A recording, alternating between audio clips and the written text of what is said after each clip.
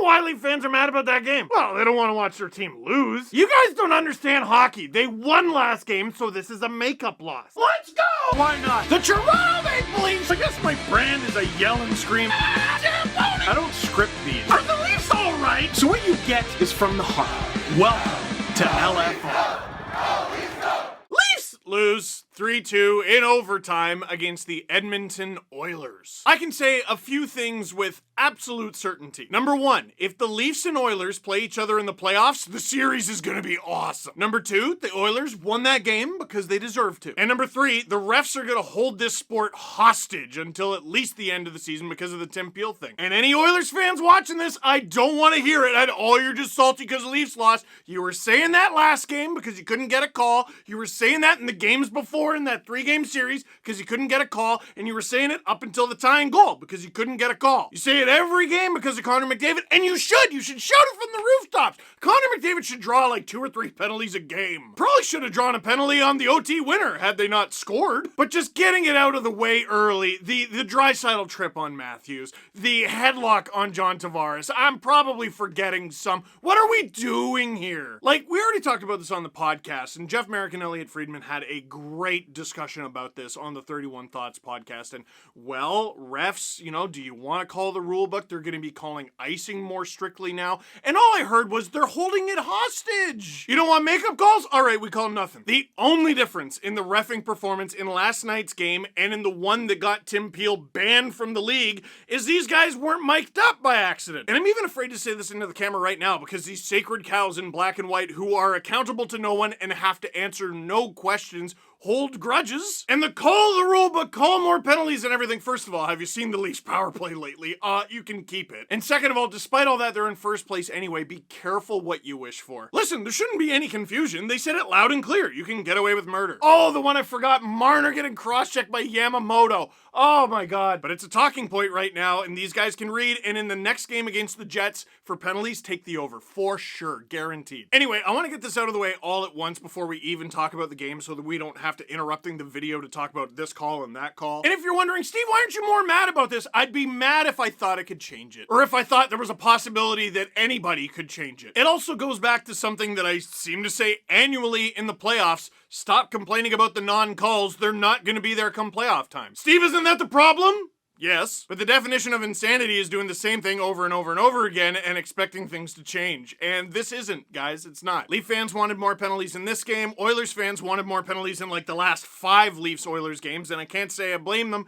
Be careful what you wish for. Now, talking about the actual game, with hockey players and stuff, the Leafs actually have a pretty good start. They're out shooting the Oilers and they're in the offensive zone, and what are you doing? I tweeted about TJ Brodie here, and people got kind of salty about it. I think both guys wear the goat horns here. Puck comes back to the point. TJ Brodie goes to block it, and he was nowhere close. It was a terrible calculation. At the same time, Morgan Rielly was not nearly far back enough for his defense partner in support, and now neither of them can catch Josh Archibald. Throws a move on Michael Hutchinson. It's just the third shot of the game, and the Oilers are up 1-0. I know you'd like a save, but they're not all gonna be saves. If that's the Leafs' first defensive pair, you just need better from the both of them.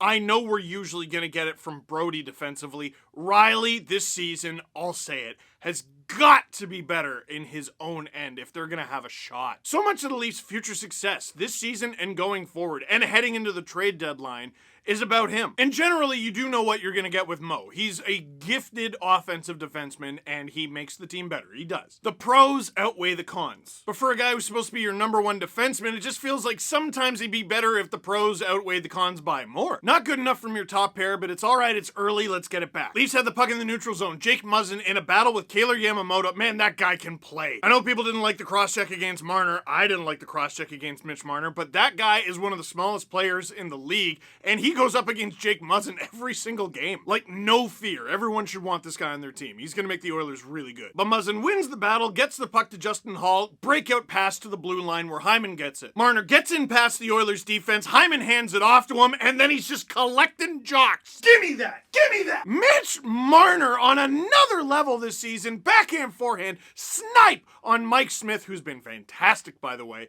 His 13th of the season. We got a tie game like that. That was less than 2 minutes later, and then just over 3 minutes later, and I want to highlight this because I think a lot of people missed it. William Nylander, his line with Tavares and Galchenyuk, I thought was the Leafs' best, even though Matthews and Marner had both goals. There's a scramble in front of the Oilers' net, and Nylander is like on his knees, on his stomach, and he's still battling for the puck, manages to bat it into the possession of Mike Smith. He holds it. It's an offensive zone draw, which is important because it's a TV timeout after that, and the Leafs still have their offensive zone draw because of William Nylander. After the TV timeout, when everyone's long forgotten about it, Austin Matthews wins it back. Jake Muzzin just holds it at the point. Gets it to Justin Hall, fires it on, tipped by Mitch Marner. There's a scramble in front. Matthews comes out with it. Oh, his wrist looks better. Austin Matthews absolutely roofs it, and it's a 2-1 Leaf lead. Man, this is why I haven't understood people going, oh man, what's wrong with Austin Matthews? At least over the last couple games. At first, yeah, he didn't look right. The past few games, he's looked absolutely right. It's just the thing wouldn't go in until the overtime winner, which I don't even really think he meant to do. This one? Oh, he meant to do that one. Austin Matthews with his 23rd of the season, the league-leading 23rd of the season, even though he's been out of the lineup with injury, playing with an injury, an injured wrist when his number one weapon is wrist shots. This dude, goofy. Then we head to the second period, and there was no goal scoring in the second period, but the Oilers, bit of a pushback, outshooting the Leafs 9-7, and you're not going to believe this, the Oilers took a penalty. It was Gaetan Haas holding on John Tavares, and I mean, I thought it was holding, for sure, but it was like maybe the fourth or fifth worst infraction of the game. And the Oilers bench and Oilers fans on Twitter, like, obviously upset about it, and I don't blame them. I don't. Hold on to that. Just put that in the back of your mind. We head to the third. Early in the third, the Leafs have a line out of Kerfoot, Nylander, and Galchenyuk. That must have been a weird line change. And they must have gotten confused on account of that's not exactly a winning defensive formation that I've ever seen. And it's an example of making your own luck because Adam Larson bombs it on. Nowhere close. But he hits Kyle Turris in the leg, and it gets past Michael Hutchinson and in. Blasting it from the point, having to go well wide, but hitting someone in front and going in. The Cody Ceci special, I remember it fondly. But not this one. Kyle Turris with just his second of the season, but Oilers' second of the game, and now it's tied. You can call the goal lucky, and it was, but remember what I said about that defensive formation, leaving Larson wide open at the point? You make your own luck. It's the theme of the season, and I won't let it go. No more of this yeah but, no but, yeah but. We need to hold the Leafs to a higher standard, the standard that they hold themselves to. They've been in first place for months. And it's just one play on a broken line change where they got crossed up, but that's all it takes. Now, remember I said Gaetan Haas had the only penalty of the game holding on John Tavares? Shortly after this goal, Wayne Simmons called for the cross-check on Gaetan Haas. Was it a cross-check? Yeah, sure. It wasn't even the worst cross-check in this game. It ranks number 2. It's just so naked. Like, oh God. We're gonna ruin the game if there's more penalties. Oh yeah, no, I wouldn't want hockey to be more like every other much more popular sport. Sorry, anyway. Leafs get 10 shots on Mike Smith in the third period, but it's not enough. And you know what? Michael Hutchinson, everyone's ripping on this guy, and we're about to talk about it. I thought he battled and did well. Look, we know what we're going to get out of him. He's kind of scrambly. You don't feel comfortable watching him, but there were a few times where there's a loose puck in front, there's an Oiler hunting it down, and he battled and got it. And his battling in this game led to the Leafs getting a point. And so we head to overtime, and this is how absolutely unbelievable Connor McDavid is. Shortly after overtime begins, the Leafs get a 2-on-1, and it's Matthews and Marner. Connor McDavid is so good that I was dreading the Leafs having a 2-on-1. Because I'm watching like, okay, if they don't score here, it's over. Marner to Matthews, Smith makes the save, and now it's full-blown uh-oh mode. Oilers turn the puck the other way. Matthews clearly interfering with McDavid. It didn't look like they were going to call it. And it just feels like it didn't need to be that way. Obviously, hockey's a fast-moving sport. You got to make quick decisions, and if you see Connor McDavid barreling down on you, yeah, best practice usually to go after him. But I just look at this play and I go, okay, Marner's got Draisaitl. He's not going to cut off the pass, but he'll have him for the rest of the shift. If Matthews concentrates on Nurse, Riley's got McDavid. And if you're able to get back on time on Darnell Nurse, you at least make it a one-on-one, Riley versus McDavid, which still might not be enough. And after interfering with McDavid for a bit, this is the decision that Matthews eventually makes, but he's got no shot of catching Nurse. McDavid to Nurse, goal. Quick overtime, 2-on-1s going both ways. Smith made the save, Hutch didn't. That's it. Questions. Does Mike Smith forget how old he is when he plays the Leafs? Man, I'm not liking this trend of every goalie, man, they play so well against the Leafs. Mike Smith, Hellebuck, Riddick, whoever is in net for the Sens. I gotta say, I watched the Oilers last season. I watched them in the bubble, and I'm like, they have a goaltending problem, clear as day.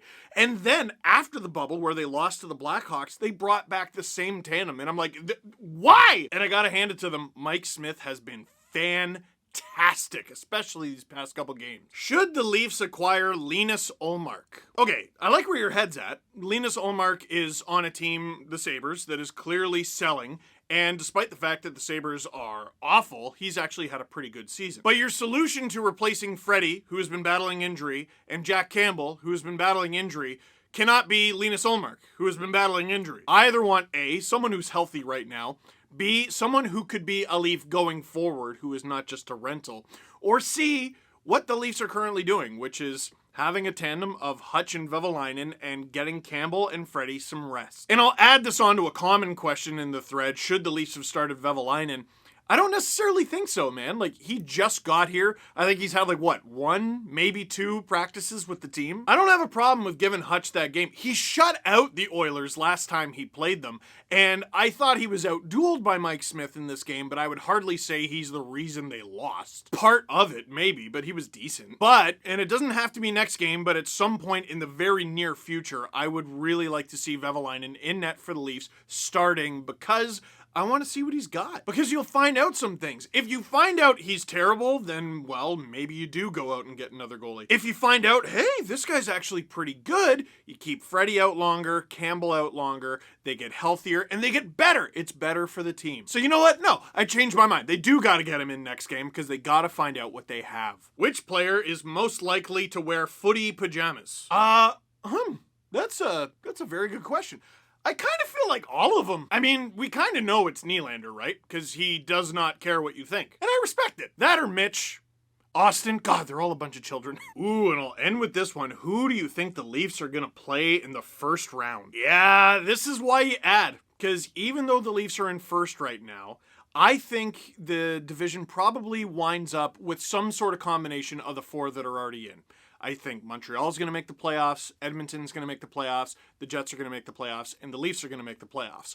A playoff series with any one of those guys is not going to be a walk in the park. I like the Leaf skaters more than the Jet skaters, but we know they're going to add at the deadline, and they're a really opportunistic team, and they have Connor Hellebuck. The Oilers, gestures vaguely at what you just saw. Mike Smith has game-stealing ability and that two-headed monster. And the Habs, obviously the Carey Price factor. They're an opportunistic team as well. And 4 to 7 games of that consecutively seems really not fun. Every Leaf forward is going to have S. Weber imprinted in their back permanently from the shaft of his stick. So who do I think the Leafs are going to play in the first round? I'm going to say for the first time since 1979, Leafs, Habs, and it's going to be war. So, that is it for this one. Thank you very much for watching. Click like if you like this video. Click subscribe if you really liked it. Tell all your friends. Don't complain about the refs. No, don't do it. Don't do it. Don't do it.